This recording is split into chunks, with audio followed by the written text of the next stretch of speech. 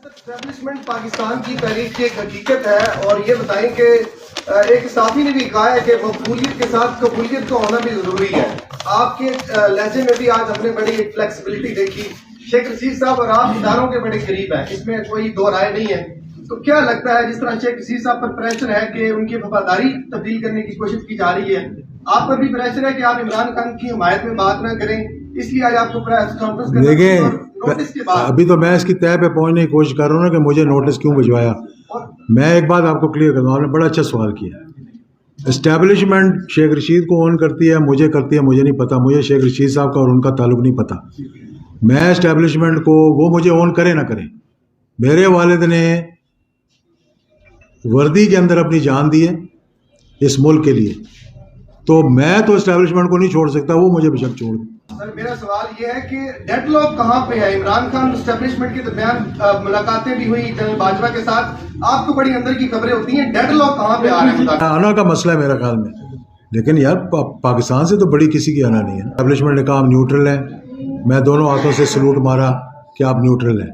لیکن بھائی میرے, سیاست کے لیے نیوٹرل ہوں, بالکل اچھی بات ہے. فری فیئر ٹرانسپیرنٹ الیکشنز کے لیے نیوٹرل ہوں. جب پاکستان کی بات آ جائے تب تو کوئی نیوٹرل نہیں ہے نا. کل کو جب اللہ نہ کرے کہ پاکستان پہ کوئی برا وقت آتا ہے, کوئی حملہ ہوتا ہے, تو یہ عوام 22 کروڑ جب تک آپ کے ساتھ نہیں کھڑے ہوں گے, آپ کیسے لڑیں گے پھر؟ تو مجھے نہیں پتا ڈیڈ لاک کہاں پر ہے, اور میرا خیال ہے کوئی ڈیڈ لاک نہیں ہونا چاہیے. ہر کسی کی اپنی اپنی صاحب عامر ملک میرا نام ہے, CNN اردو سے میرا تعلق ہے. ابھی آپ نے بڑے فخریہ جنرل جناق صاحب کے احساسات کا ذکر کیا, تو کچھ جرنیلوں کے ان کے خاندانوں کے اربوں ڈالرز کے بیرون ملک اور اندرون ملک جائیدادیں بھی منظر عام آ چکی ہیں, تو ان کو آپ کن الفاظ میں یاد کریں گے؟ میں اپنے لیے جواب دے ہوں, میں کسی کے لیے تو نہیں ہوں. یہ سوال مجھ سے پوچھ لینا چاہوں گا, نمائندے سے پوچھ لینا. آپ کی ساری گفتگو میں ایک جو چیز مجھے کمی یا ابہام دکھائی دے رہا ہے وہ کلیئر کر دیجئے. آپ کی عمران خان صاحب کے ساتھ سب سے زیادہ ملاقاتیں ہوئی ان دنوں میں, اور اگر کوئی اس وجہ سے سیاسی کنسنسس ڈیولپ نہیں ہو پا رہا تو عمران خان سب سے زیادہ ان کے ساتھ بیٹھنے کو تیار نہیں ہے. گورنمنٹ سائڈ سے کئی مرتبہ کہا جا چکا, کوششیں بھی ہو چکی. اگر وہ بیٹھنے کو تیار نہیں تو کنسنسس کیسے اور کہاں ڈیولپ ہوگا, فورم بتا دیں. اور عمران خان صاحب کے ساتھ آپ یہ بھی ایک کلیئر کر دیں کہ اسٹیبلشمنٹ کے حوالے سے جو بات کر رہے ہیں ان کا جو آئینی اور سیاسی رول ہے, سیاست سے تو وہ طائب ہوتے ہوئے دکھائی دے رہے ہیں, لیکن عمران خان صاحب کا جو عمران خان صاحب چاہ رہے ہیں کہ وہ سیاست میں بھی انوالو رہیں. آپ نے کہا کہ میں سیاسی رول ادا کر رہا ہوں, لیکن صرف اور صرف لاہور جاتے ہی آپ کو دیکھا ہے. خان صاحب کے ساتھ ہی ملاقاتیں ہوتی ہیں, کسی اور جماعت سے بھی رابطہ ہوا ہے؟ اگر رابطہ نہیں تو پھر کیا ارادہ رکھتے ہیں آپ؟ میرا ہر ایک کے ساتھ تعلق رہا ہے. میں حکومت سے ملنے کے لیے تیار ہوں, میں فضل الرحمان صاحب سے ملنے کے لیے بھی تیار ہوں, میں پاکستان کے لیے زرداری صاحب سے ملنے کے لیے بھی تیار ہوں. میری کسی سے کوئی مخالفت نہیں ہے, ان کی مجھ سے ہو نہ ہو, میں نے سب کو معاف کر دیا ہے پاکستان کے لیے.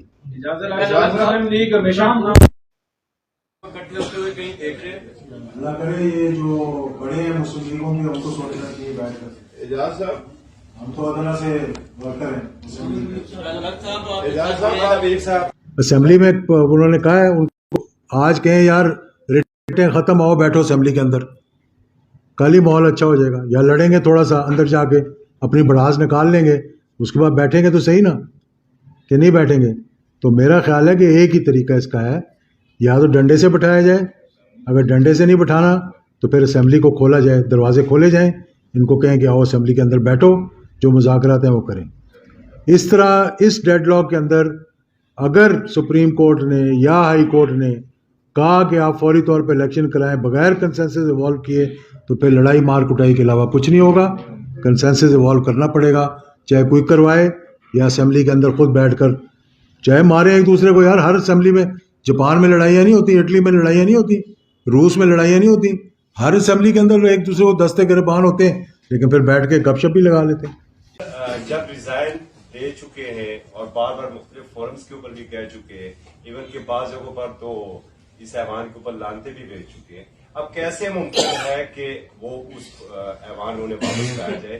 طریقہ کار کیا ہوگا؟ کیونکہ خان صاحب چور اور ڈاکو کے ساتھ تو بیٹھنا نہیں چاہتے, तो मीडिएटर का किरदार कौन अदा करेगा? उन्होंने कह दिया ना कि भाई हम जाने को तैयार है, असेंबली के अंदर हम बात करने को तैयार हैं। सर आप तो मंजूर हो गए सर, डी नोटिफाई हो चुके हैं। वो भाई मेरे कोर्ट ने मना कर दिया है, कोर्ट ने कहा वापस जाओ, उनके इस्तीफे कबूल ही नहीं किए उन्होंने।